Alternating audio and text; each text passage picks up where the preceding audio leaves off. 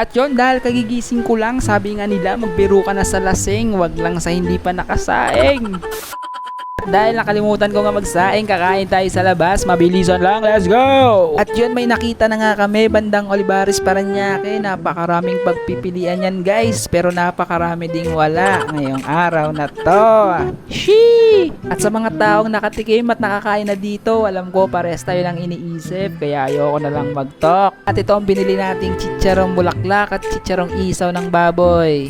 At self-service nga pala yung kainan na to, kaya kung hindi mo kayang ayusin yung service mo, baka ma-disappoint yung self mo. Yay! At ito na nga pala ang lahat ng in-order natin. Titikman natin kung panalo ba sa ating panlasa. Let's go! At tinikman na nga natin yung sabaw nila dyan. Ewan ko kung ako lang ba yung walang panlasa o wala talagang lasa. Sunod naman na tinikman natin yung kanilang isaw. Okay naman sa lasa ng isaw, kaso nga lang kung naka-braces ka, pa-adjust ka na lang ulit. At sunod naman ang kanilang chicharong bulaklak. Okay naman sa lasa ng kanilang chicharong bulaklak, kaso nga lang parang nasa huli yung lasa nung lasa.